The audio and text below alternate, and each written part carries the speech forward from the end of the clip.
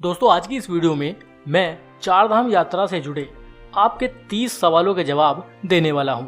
अगर आप इस साल या जीवन में कभी भी चारधाम यात्रा करने वाले हैं तो इस वीडियो को एक बार पूरा जरूर देखिएगा। आपके बहुत से सवालों के जवाब इस वीडियो में मिल जाएंगे। वीडियो अच्छी लगे तो ज़्यादा से ज़्यादा लाइक और शेयर जरूर करिएगा और ऐसी ही एंटरटेनिंग और इन्फॉर्मेटिव वीडियोस देखते रहना चाहते हैं तो चैनल को सब्सक्राइब जरूर करें।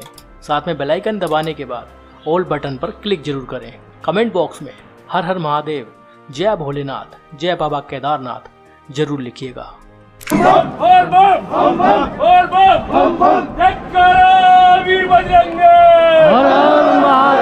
दोस्तों सबसे पहला सवाल है कि चारधाम यात्रा पर कैसे जाएं। दोस्तों आप देश के किसी भी कोने में क्यों ना मौजूद हो, आप बाई फ्लाइट देहरादून तक आ सकते हैं या फिर रेल मार्ग से हरिद्वार या ऋषिकेश तक आ सकते हैं। इसके बाद चारों धाम तक आपको सड़क मार्ग द्वारा ही जाना होगा। दूसरा सवाल है कि बाय रोड जाने पर बस, कार, टैक्सी, शेयर टैक्सी की फैसिलिटी कहां से मिलेगी। जनरली चारधाम यात्रा की शुरुआत ऋषिकेश से होती है, लेकिन मेरे एक्सपीरियंस के हिसाब से अगर आप हरिद्वार से चारधाम यात्रा शुरू करते हैं तो वो भी एक बेस्ट ऑप्शन है, क्योंकि हरिद्वार में बस स्टैंड और रेलवे स्टेशन लगभग पास में है और वहीं से ही चारों धाम के लिए बसेस चलती हैं। हरिद्वार मेन बस स्टैंड के पास से ही आपको यमुनोत्री, गंगोत्री, केदारनाथ और बद्रीनाथ धाम के लिए बसेस मिल जाएंगी। किराए की मैं बात करूं तो 500 से 550 के लगभग सभी धाम का किराया रहता है। यहाँ से आपको शेयर टैक्सी भी मिल जाएगी। कभी कभी शेयर टैक्सी डायरेक्ट नहीं मिलती है तो आपको 2 शेयर टैक्सी यूज करके किसी भी धाम तक जा सकते हैं, और आप चाहें तो प्राइवेट टैक्सी भी हरिद्वार से ही बुक कर सकते हैं। तीसरा सवाल है किस धाम पर कहाँ तक गाड़ी जाती है। यमुनोत्री की अगर मैं बात करूं तो आप जानकी चट्टी तक अपनी कार ले जा सकते हैं, बसेस भी जानकी चट्टी तक ही जाती हैं।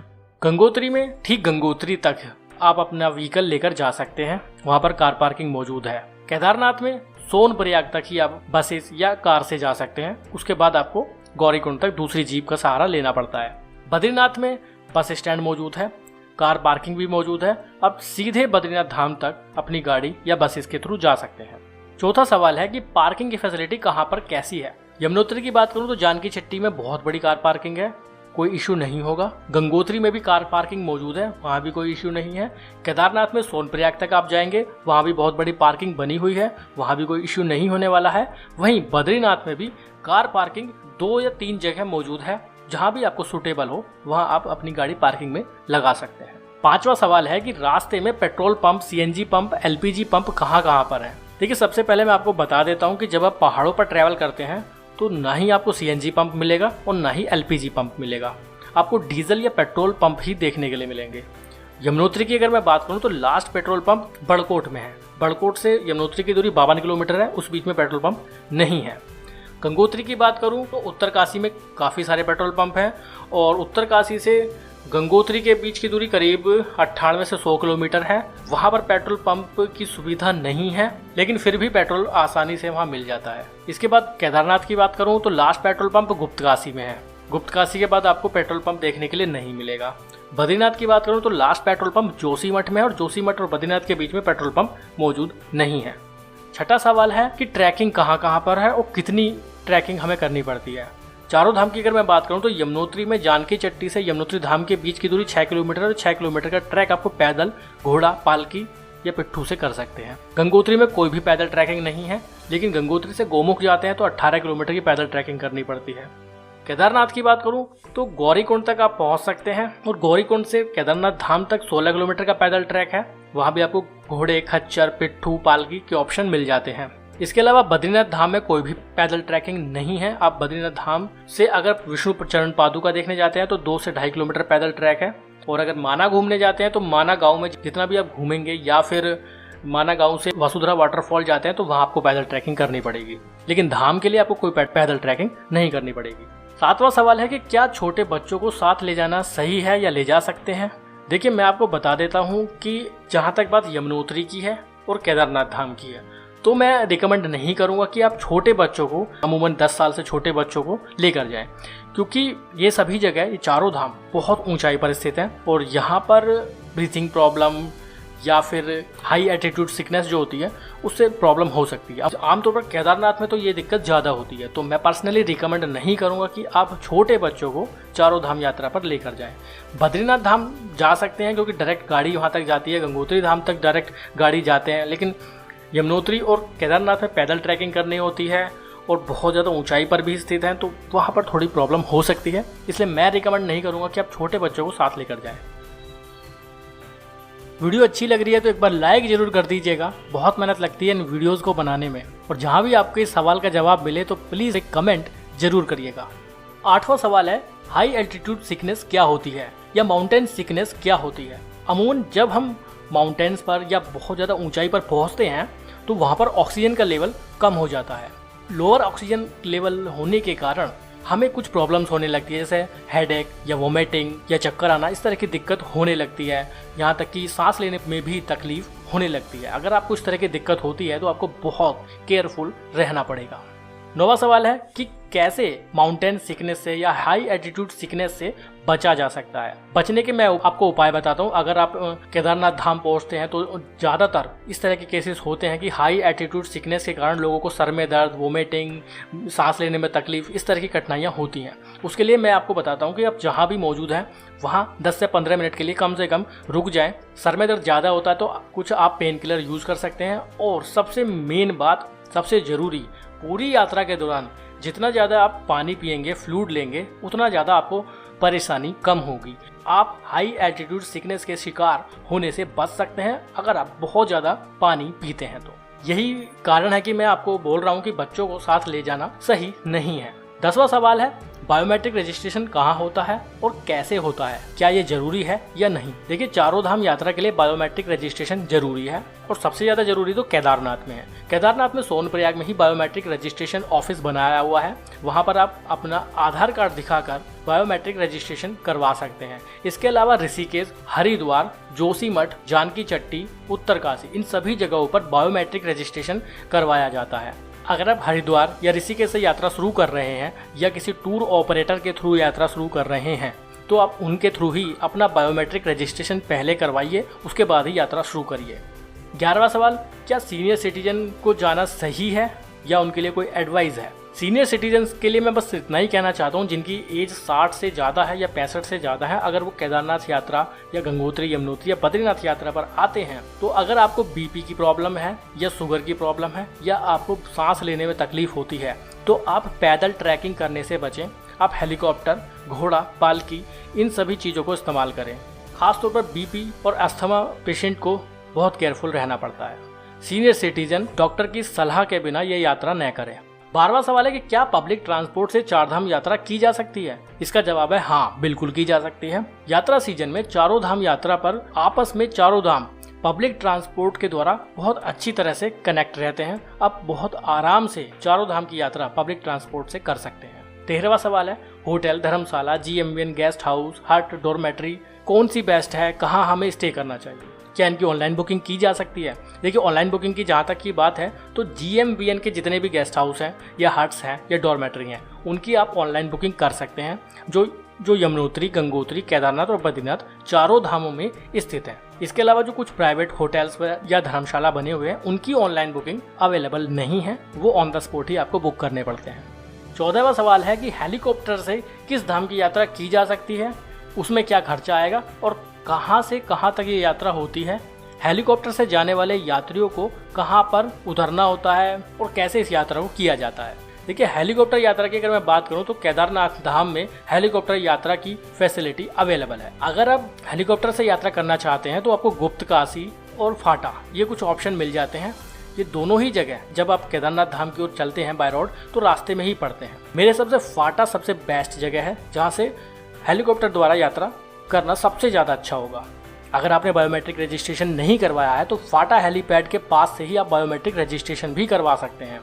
और आप चाहें तो वन साइड हेलीकॉप्टर बुकिंग कर सकते हैं और वन साइड पैदल या घोड़े, खच्चर, पालकी से आ सकते हैं। आप चाहें तो राउंड ट्रिप का टिकट बुक कर सकते हैं। राउंड ट्रिप का हेलीकॉप्टर टिकट करीब 4500 से 4800 के अराउंड रहता है और वन साइड का 2400-2500 के अराउंड टिकट बनता है। 15वां सवाल है कि किस धाम की यात्रा पहले करनी चाहिए, मतलब शुरुआत चारों धाम की यात्रा में कहाँ से करनी चाहिए। चारों धाम की यात्रा की शुरुआत की जाती है यमुनोत्री से, उसके बाद गंगोत्री, उसके बाद केदारनाथ और उसके बाद बद्रीनाथ। 16वां सवाल है कुल कितने दिन की यात्रा हमें करनी चाहिए, कुल कितने दिन में पूरी चार धाम की यात्रा की जा सकती है। देखिए मेरे हिसाब से मिनिमम 10 दिन आपको चाहिए चार धाम यात्रा पूरी करने के लिए। बट अगर आप हेलीकॉप्टर को यूज़ करते हैं, घोड़े खच्चर पालकी को यूज़ करते हैं तो आप इसमें कुछ दिन 1 या 2 दिन कम भी कर सकते हैं। बट अगर आप सारी यात्रा पैदल करते हैं तो आप 10, 11 या 12 दिन तक इस यात्रा को पूरी करने में लगा देंगे। 17वां सवाल है कि बेस्ट टाइम कौन सा है चार धाम यात्रा का। पहले मैं आपको बता देता हूँ कि चार धाम यात्रा 6 महीने में की जाती है, जो मई से लेकर दीपावली तक चलती रहती है। बेस्ट टाइम मंथ के हिसाब से मैं अगर आपको बताऊं तो मई और जून का समय सबसे बढ़िया रहता है, लेकिन थोड़ा कॉस्टली हो जाता है क्योंकि सबसे ज़्यादा टूरिस्ट आते हैं। उसके बाद सितंबर और अक्टूबर का मंथ भी बहुत बढ़िया है, वेदर भी प्लेजेंट रहता है और श्रद्धालु कम रहते हैं, तो ऐसे में दर्शन अच्छे होते हैं और चीज़ें काफ़ी सस्ती हो जाती है। 18वां सवाल है कि क्या पैदल यात्रा रात में भी की जा सकती है। पैदल यात्रा आपको यमुनोत्री और केदारनाथ में देखने के लिए मिलेगी, लेकिन मैं आपको यही एडवाइस करूंगा कि आपको रात में पैदल ट्रैकिंग नहीं करनी चाहिए, क्योंकि वहाँ पर लाइट की फैसिलिटी उतनी अच्छी नहीं है और रात के समय अमूमन पैदल ट्रैकिंग में पड़ने वाले छोटे मोटे ढाबे भी बंद हो जाते हैं, तो आपको मॉर्निंग में ही अपनी यात्रा शुरू करनी चाहिए। 19वां सवाल है कि चार धाम यात्रा में खाने की व्यवस्था कहाँ कहाँ पर कैसी है। चारों धाम की यात्रा के दौरान खाने की व्यवस्था के बारे में अगर मैं बताऊं तो आपको नॉर्मल बहुत बेसिक खाना ही देखने के लिए मिलेगा, लेकिन सभी धाम पर आपको आसानी से खाना मिल जाएगा। केदारनाथ धाम में खाने के प्राइजेस कुछ ज़्यादा हैं, लेकिन बहुत बुनियादी बहुत बेसिक खाना ही आपको चारों धाम में मिलने वाला है। 20वां सवाल है कि क्या चार धाम यात्रा बाइक से भी की जा सकती है। चार धाम यात्रा बाइक से बिल्कुल की जा सकती है। बहुत लोग चार धाम यात्रा बाइक से करते हैं और बहुत लोग सावन के महीने में कावड़ यात्रा के दौरान बाइक से चारों धाम यात्रा करते हैं या 2 धाम यात्रा करते हैं या फिर किसी एक धाम पर बाइक से ही जाते हैं। 21वां सवाल है कि क्या सोलो ट्रैवलिंग की जा सकती है, मतलब अकेले चारों धाम यात्रा करने जाया जा सकता है। देखिए ये टोटली आप पर डिपेंड करता है कि आप अकेले चार धाम यात्रा करने में इंटरेस्टेड हैं या नहीं, लेकिन मैं पर्सनली रिकमेंड नहीं करूंगा कि आप अकेले यात्रा करें, क्योंकि बहुत सारी बातें होती हैं जो हम एक दूसरे के साथ शेयर कर लेते हैं और अकेले तो आप बोर भी हो जाएंगे। 22वां सवाल है कि कौन सी कार या कौन सी बाइक ले जाना बेस्ट होगा चार धाम यात्रा पर। देखिए चारों धाम यात्रा में जो रोड कंडीशन है उनके बारे में वीडियो में पहले ही बना चुका हूं। अगर आपने वो वीडियो नहीं देखी है तो उन वीडियोस के लिंक आपको डिस्क्रिप्शन बॉक्स में मिल जाएंगे, उन वीडियो को भी आप जरूर देखिएगा कि आपको पता चल जाएगा कि चार धाम यात्रा पर रोड की कंडीशन फिलहाल कैसी है। उस कंडीशन को देखते हुए मेरे हिसाब से बाइक कोई भी हो, कार कोई भी हो, आप किसी भी कार या बाइक को ले जा सकते हैं। आप उन वीडियो को एक बार जरूर देखिएगा। 23वां सवाल है सबसे बेस्ट टूर प्रोवाइडर या टूरिज्म एजेंसी कौन सी है, किसके थ्रू यात्रा करना सबसे ज़्यादा सुविधाजनक रहेगा। इसका जवाब मैं आपको यही दूंगा कि मेरी नॉलेज में अभी तक ऐसा कोई भी नहीं है, क्योंकि मैं अपने सारे टूर अपने खुद के वाहन से ही करता हूँ। तो मेरे हिसाब से अभी तक मेरे सामने ऐसा कोई भी टूरिज्म एजेंसी या ट्रैवल एजेंट या फिर टूर प्रोवाइडर नहीं आया है जिसके बारे में मैं आपको बता सकूँ कि ये बेस्ट है, इनकी फैसिलिटी ज़्यादा अच्छी है। तो अभी तक मेरे हिसाब से कोई नहीं है। 24वां सवाल है कि क्या हम चारधाम यात्रा के साथ किसी दूसरे हिल स्टेशन पर भी घूमने जा सकते हैं या आसपास में कोई जगह है जहां हम घूमने जा सकते हैं। तो जवाब है यस, बहुत सारी जगह हैं जहां आप जा सकते हैं। जैसे अगर आप यमुनोत्री धाम जाते हैं या गंगोत्री धाम जाते हैं तो आप मसूरी घूमने जा सकते हैं। मसूरी को घूमते हुए आप गंगोत्री जाने के लिए उत्तरकाशी होते हुए निकल सकते हैं और यमुनोत्री जाने के लिए आप कैंपटी फॉल, यमुना ब्रिज होते हुए बड़कोट यमुनोत्री धाम पहुंच सकते हैं। इसके अलावा अगर आप बद्रीनाथ जा रहे हैं तो आप ओली घूमने जा सकते हैं। अगर आप केदारनाथ जा रहे हैं तो आप चोपटा, मिनी स्विट्जरलैंड और तुंगनाथ मंदिर देखने जा सकते हैं। वहीं गंगोत्री जाते वक्त रास्ते में हर्षिल पड़ता है और हर्षिल बहुत खूबसूरत जगह है, वहाँ जा सकते हैं। बद्रीनाथ जाते वक्त जोशी मठ में आप घूमने जा सकते हैं, नीति वैली आप देखने जा सकते हैं और बद्रीनाथ यात्रा के दौरान आप पंच प्रयागों में भी दर्शन कर सकते हैं। तो ये बहुत सारी अलग अलग जगह हैं जो आप चारधाम यात्रा के दौरान कवर कर सकते हैं, लेकिन इन सभी जगहों को कवर करने के लिए आपको एक्स्ट्रा डेज लगाने होंगे।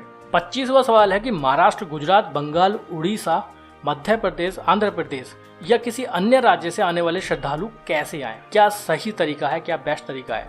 देखिए, अगर आप इतने दूर दूर जगहों से आ रहे हैं तो सबसे बेस्ट है कि आप फ्लाइट ले लीजिए देहरादून तक या दिल्ली तक। अगर आप देहरादून तक फ्लाइट ले लेते हैं तो सबसे बढ़िया है। देहरादून एयरपोर्ट के पास से ही आपको प्राइवेट टैक्सी की फैसिलिटी मिल जाएगी जो आपको चारधाम यात्रा करा सकते हैं, या फिर आप हरिद्वार आ जाइए, यहाँ से बसेस ले लीजिए उसके थ्रू आप चार धाम यात्रा कर सकते हैं। या फिर अगर आप दिल्ली पहुंच जाते हैं तो दिल्ली से भी आपको हरिद्वार आना होगा, उसके बाद आप अपनी चार धाम यात्रा शुरू कर सकते हैं। ट्रेन से आना चाहते हैं तो आप हरिद्वार तक ट्रेन से आ सकते हैं और फिर चार धाम यात्रा शुरू कर सकते हैं। 26वां सवाल है कि क्या दर्शन के लिए किसी टोकन की आवश्यकता होती है, क्या कोई टोकन लेना पड़ता है? तो ये डिपेंड करता है यात्रा सीजन पर। साल 2019 की अगर मैं आपको बताऊं तो केदारनाथ धाम में टोकन सिस्टम चलता था।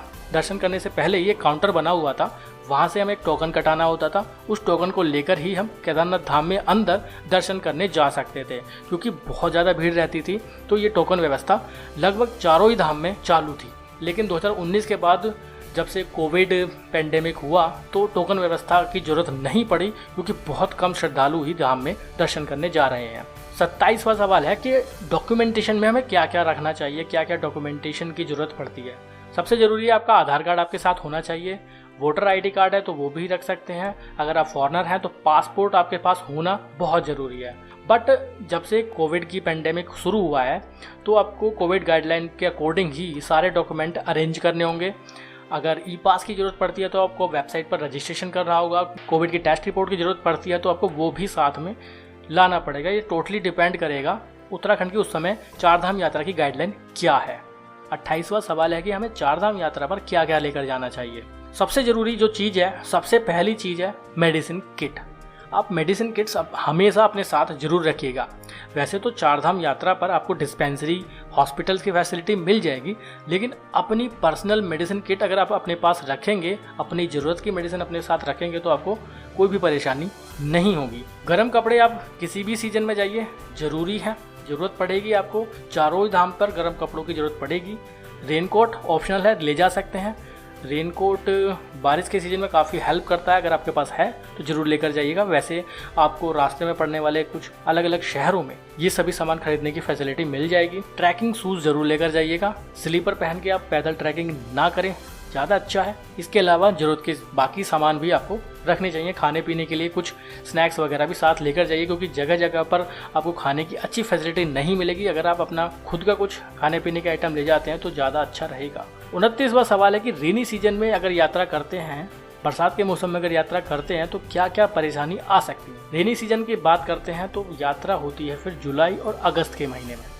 जुलाई और अगस्त का महीना एक ऐसा होता है जिसे मानसून सीजन बोला जाता है, और नॉर्थ इंडिया में इस समय जुलाई और अगस्त के महीने में बहुत ज़्यादा बारिश होती है। अगर आप चार धाम यात्रा जुलाई अगस्त के महीने में करते हैं तो आपको रेनकोट, छाता, ये सब चीज़ें जरूर लेकर जानी चाहिए। और अपनी यात्रा का जो ड्यूरेशन है, अगर वो 10 दिन है तो उसे 11 या 12 दिन करना पड़ेगा, क्योंकि बहुत जगह जगह रास्तों पर लैंडस्लाइड हो जाती है, जिसकी वजह से आपको काफ़ी मशक्क़त करनी पड़ सकती है। रोड जाम हो जाता है, रोड ब्लॉक हो जाता है, उसकी वजह से काफ़ी ज़्यादा टाइम वेस्ट भी हो जाता है। लेकिन मैं रिकमेंड नहीं करूँगा आपको कि आप मानसून सीजन में या जुलाई अगस्त के महीने में चार धाम यात्रा करें।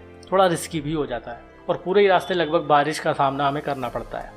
लास्ट सवाल है 30वां सवाल, यात्रा में कुल कितना खर्चा होगा। ये देखिए पूरी तरह से आपके ऊपर निर्भर करता है, आप पर ही डिपेंड करता है कि आप यात्रा कैसे करते हैं। अगर आप लग्जरी तरीके से यात्रा करना चाहते हैं तो खर्चा बहुत ज़्यादा होगा, बट अगर आप नॉर्मल वे में या कम खर्चे में यात्रा करना चाहते हैं तो उसके लिए आपको पब्लिक ट्रांसपोर्ट को यूज़ करना होगा। तो आप बहुत कम बजट में इस पूरी यात्रा को कर पाएंगे। और हेलीकॉप्टर को अगर आप यूज़ करते हैं तो खर्चा बढ़ जाता है। अगर आप पैदल यात्रा करते हैं तो खर्चा कम हो जाता है। घोड़े से जाते हैं तो खर्चा बढ़ जाता है।